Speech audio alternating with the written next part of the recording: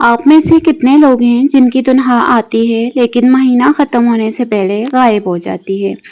कितने लोग हैं जो मेहनत तो बहुत करते हैं लेकिन कामयाबी नहीं मिलती? कितने लोग हैं जिनके घर में हर वक्त तंगी और परेशानी रहती है? अस्सलाम वालेकुम। आज की ये वीडियो ख़ास तौर पर आपके लिए है क्योंकि आज मैं आपको ऐसे इस्लामी 5 तरीके बताऊंगी जो कुरान करीम और हदीस नबवी से साबित हैं, जिन पर अमल करने से इंशाअल्लाह रिस्क में ना सिर्फ इजाफा होगा बल्कि बरकत भी आएगी। वीडियो को आखिर तक देखें। 5वां तरीका सबसे अहम है जिसे अक्सर लोग नज़रअंदाज कर देते हैं। सबसे पहले बात करते हैं तकवा इख्तियार करें, गुनाहों का रास्ता बंद करें। अल्लाह ताला सूरह अतलाक में अरशाद फरमाते हैं, जो अल्लाह से डरता है अल्लाह इसके लिए निकलने का रास्ता बनाता है और इसे ऐसी जगह से रिस्क देता है जहां से इसका गुमान भी ना हो। सूरह अल तलाक आयत नंबर 3 और 2 में है। ठीक है, गौर करें, अल्लाह ने रिस्क को तकवा के साथ जोड़ा है। जब हम गुनाह करते हैं तो रिस्क के रास्ते बंद हो जाते हैं।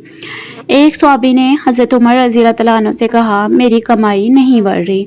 आपने फरमाया, देखो कहाँ गुनाह हो रहा है, वहीं से रिस्क रुका है।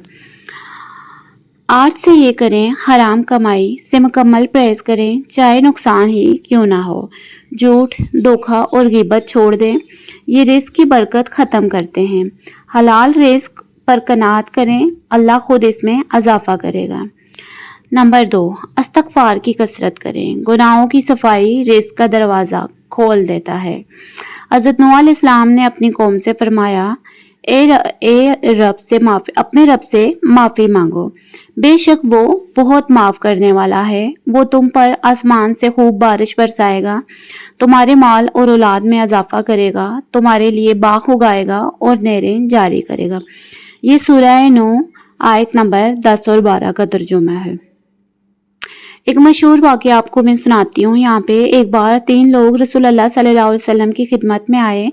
पहले ने कात की शिकायत की, आप सल्लल्लाहु अलैहि वसल्लम ने फरमाया इस्तग़फ़ार करो। दूसरे ने माल की कमी बताई, फरमाया इस्तग़फ़ार करो।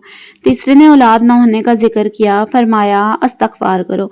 हर मसले का एक ही हल, इस्तग़फ़ार इस्तग़फ़ार।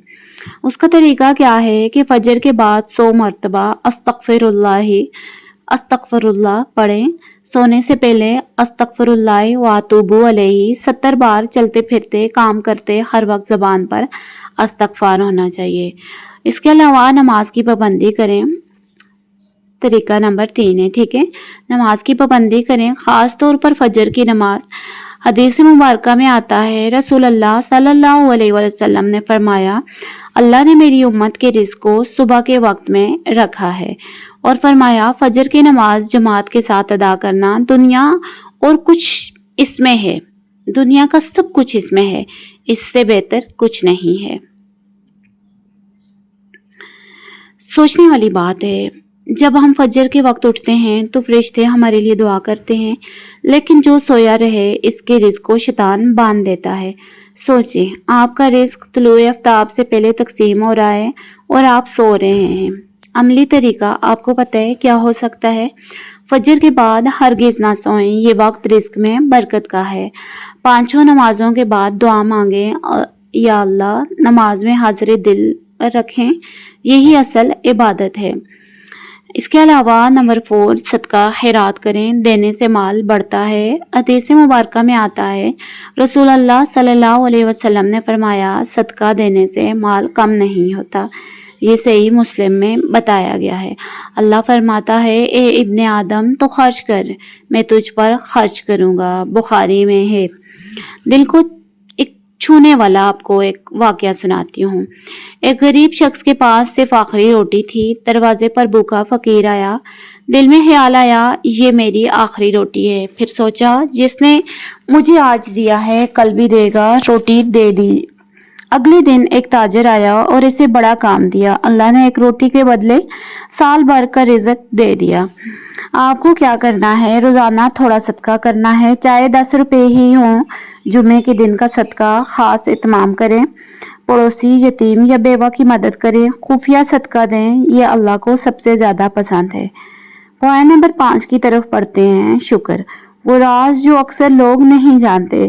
سب سے اہم نکتہ ہے، اللہ تعالیٰ سورہ ابراہیم میں فرماتے ہیں، اگر تم شکر ادا کرو گے تو میں تمہیں اور زیادہ دوں گا، اور اگر ناشکری کرو گے تو میرا عذاب بہت سخت ہے۔ سورہ ابراہیم آیت نمبر 7 کا یہ ترجمہ ہے۔